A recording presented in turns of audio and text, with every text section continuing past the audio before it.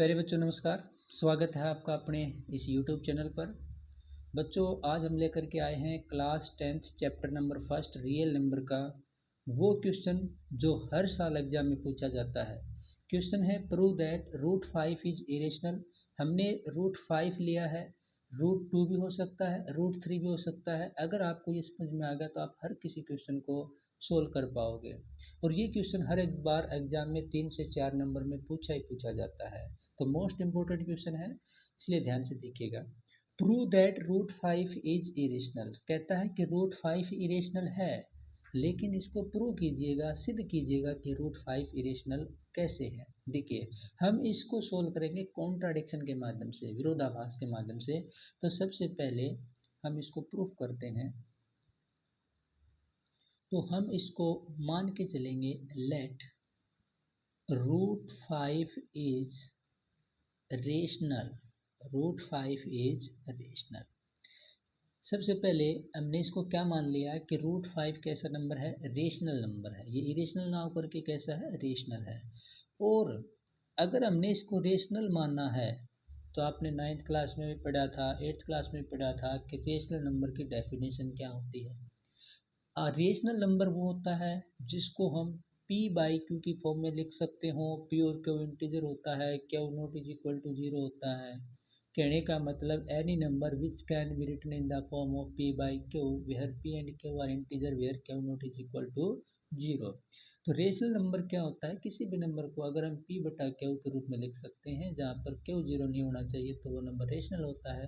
तो मैं रूट 5 को इज इक्वल टू p/q लिख सकता हूँ। इक्वेशन इसको फर्स्ट मान लेंगे। लिख सकता हूँ, नहीं लिख सकता, क्यों लिख सकता हूँ, क्योंकि मैंने रूट 5 को क्या माना है, रेशनल माना है। ठीक है। अब suppose p and q, suppose p and q have common factor other than 1। Common factor other than 1। क्या कहा कि सपोज करो कि इस p और q के पास एक के अलावा कोई दूसरा फैक्टर कॉमन हो, तो then divide by this common factor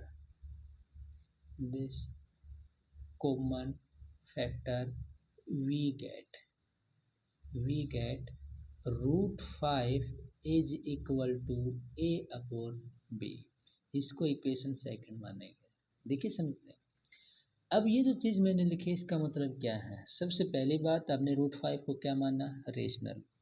अगर ये रेशनल होगा तो इसको हम p/q की फॉर्म में लिख सकते हैं, बिल्कुल लिख सकते हैं। अब ये एक लाइन लिखी है मैंने कि सपोज करो कि p और q के पास में कोई दूसरा कॉमन फैक्टर था एक के अलावा। भाई एक तो फैक्टर सभी का कॉमन होता है, एक तो एक ऐसी संख्या है जो हर किसी संख्या को डिवाइड कर देती है।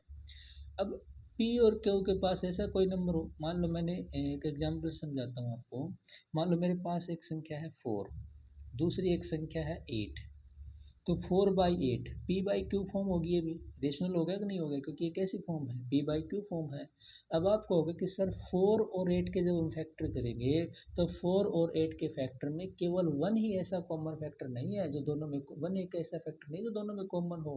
इसके पास में 4 भी एक ऐसा फैक्टर है, यानी जो 4 है वो 4 का इसका ही फैक्टर है और इसका ही फैक्टर है।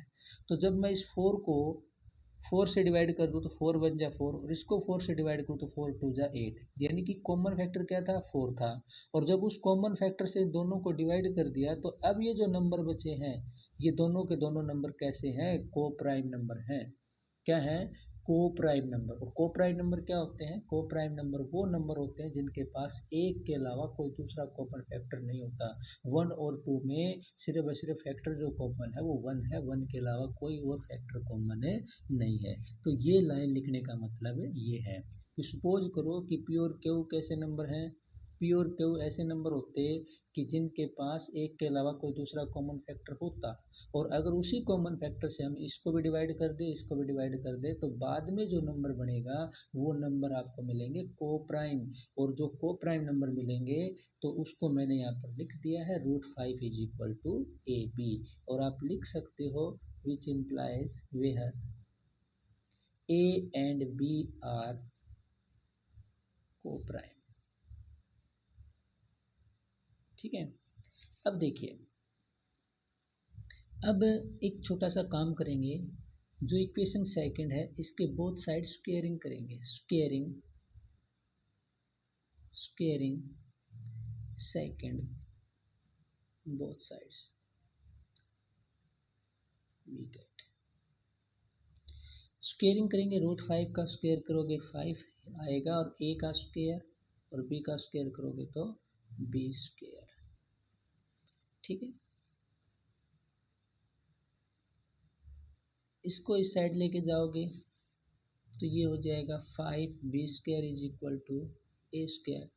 और वापस जब आप 5 मल्टीप्लाई में इसको इस साइड लेके आओगे तो ये बचेगा b² is equal to a square upon में 5।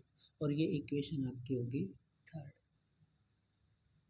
ठीक है, अब एक बात बताओ, एक थ्योरम हमने पढ़ी थी इसी चैप्टर में। वो थ्योरम क्या कहती थी कि अगर कोई प्राइम नंबर p, अगर कोई प्राइम नंबर p किसी भी नंबर के स्क्वायर को डिवाइड करता है, अगर कोई प्राइम नंबर p किसी नंबर के स्क्वायर को डिवाइड करता है तो वो प्राइम नंबर p उस नंबर को भी डिवाइड करेगा। इसका मतलब क्या हुआ? इसका मतलब ये हुआ कि मान लो 25 है, 25 है, ये किसका स्क्वायर है? आप कहोगे 5 का स्क्वायर है। और इस 25 को 5 कंप्लीट डिवाइड करता है। 5 कैसा नंबर है? 5 प्राइम नंबर है, इसको कंप्लीट डिवाइड करता है। तो अगर 25 को 5 डिवाइड करता है तो 5 को भी क्या करेगा? डिवाइड करेगा। क्या ये बात ट्रू है? बिल्कुल ट्रू है। तो ये थ्योरम कहती है हमारी कि अगर कोई प्राइम नंबर किसी नंबर के स्क्वायर को डिवाइड करता है तो वो प्राइम नंबर उस नंबर को भी डिवाइड करेगा। ठीक है, तो यूजिंग दिस थ्योरम,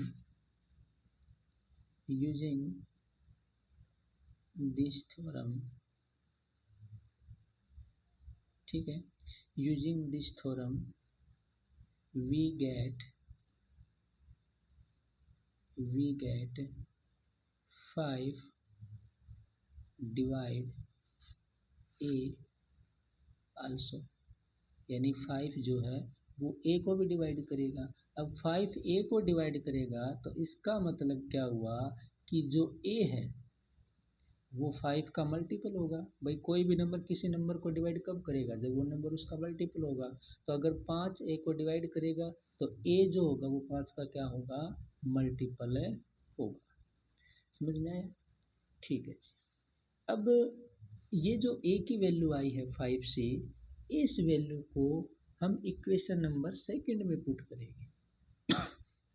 सॉरी, देखिए, putting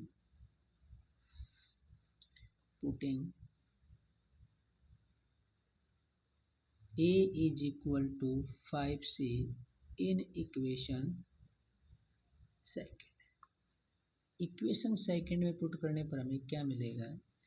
√5 is equal to a की वैल्यू 5c, नीचे है 5, विच इम्प्लाइज b √5, क्योंकि b को इधर लेके जाओगे मल्टीप्लाई में चला जाएगा, तो b √5 is equal to 5c।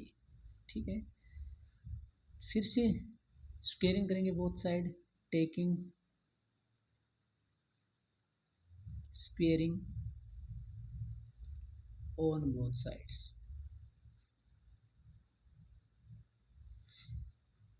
√5 का स्क्वेयर करोगे 5 आएगा, b का स्क्वेयर करोगे b स्क्वेयर आएगा, 5 का स्क्वेयर 25, c का square c square.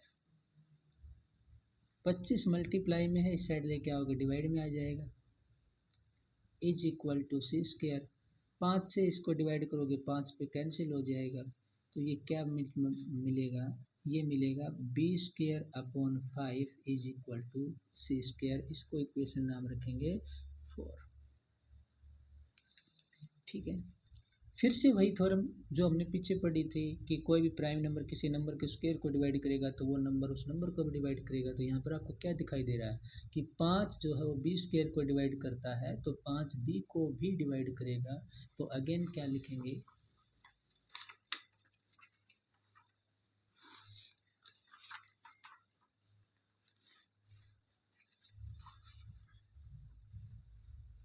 Using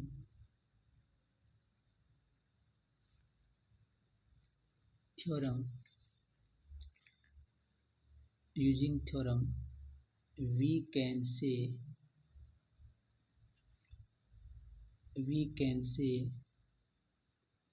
5 divide b also। भाई थ्योरम का यूज करके हम कह सकते हैं कि 5 जो है वो b को भी डिवाइड करेगा। लेकिन ऊपर आप क्या करके आए थे, ऊपर आप ये कह के आए थे कि a और b तो कैसे नंबर हैं, को प्राइम नंबर हैं। लेकिन ये तो आपके पास में एक फैक्टर कॉमन आ गया दोनों में, क्योंकि 5 एक ऐसा नंबर आ गया जो a को भी डिवाइड करता है और b को भी डिवाइड करता है। इसका मतलब कॉन्ट्राडिक्शन आ गया, नहीं आ गया? क्योंकि आप तो कह के आए थे कि a और b कैसे हैं, को प्राइम है, तो ये तो को प्राइम नहीं हुए, तो ये क्या आई, कॉन्ट्राडिक्शन आई। तो दिस कॉन्ट्राडिक्शन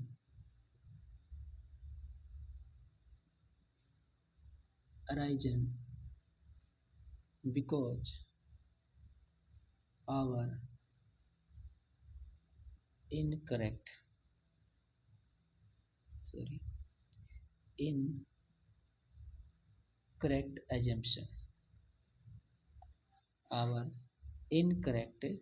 assumption, ये जो कॉन्ट्राडिक्शन आई ये क्यों आई, क्योंकि ये हमारी इनकरेक्ट एजम्पशन के कारण आई। ठीक है, इससे पहले आप एक लाइन और लिखना चाहो तो लिख सकते हो, यहाँ पे ये भी लिख सकते हो, हेयर कॉन्ट्राडिक्शन अराइजन, बाकी कोई ज़रूरी नहीं है, लिखना चाहो लिख सकते हो, here contradiction arisen because A and B are co-prime। ठीक है, this contradiction arisen because our incorrect assumption, क्योंकि हमारी जो एजम्पशन थी वो गलत थी, इनकरेक्ट थी। सो √5 is not rational but √5 is irrational। ठीक है, तो ये था क्वेश्चन, √5 इज इरेशनल को प्रूव करना। चलिए एक बार फिर से देखते हैं। देखिए, पहले जो क्वेश्चन आपसे पूछा गया था कि प्रूव कीजिए √5 इरेशनल, हमने इसको कॉन्ट्राडिक्शन से प्रूव किया है। हमने मान लिया कि √5 कैसा नंबर है, रेशनल है। अब रेशनल है तो √5 को आप P/Q की फॉर्म में लिख सकते हो। P और Q मान लीजिए आपके पास ऐसे नंबर हैं जिनके पास एक के अलावा कोई दूसरा कॉमन फैक्टर है। अगर आप उस कॉमन फैक्टर से P और Q को डिवाइड कर देते हो तो वो नंबर है वो कैसा नंबर मिलेगा आपको, वो दोनों के दोनों नंबर को प्राइम मिलेंगे। और को प्राइम का मतलब A/B की फॉर्म में मिलेंगे। A और B कैसे नंबर होंगे, को प्राइम होंगे। इतना सा समझ में आ गया होगा। उसके बाद जैसे हमने दोनों तरफ स्क्वेयरिंग किया, स्क्वेयर करने के बाद आप पहुँचे यहाँ पर b² = a²/5। यहाँ पर आपको पता चला कि 5 जो है वो a² को डिवाइड करता है। अगर 5 a² को डिवाइड करता है तो यूजिंग थ्योरम क्या कहती है कि यदि कोई भी प्राइम नंबर किसी नंबर के स्क्वायर को डिवाइड करता है तो वो नंबर उस नंबर को भी डिवाइड करेगा, यानी वो प्राइम नंबर उस नंबर को भी डिवाइड करेगा। तो यहाँ से हम कह सकते हैं कि 5 जो है वो a को डिवाइड करेगा। अगर 5 a को डिवाइड करेगा तो a 5 का मल्टीपल होगा।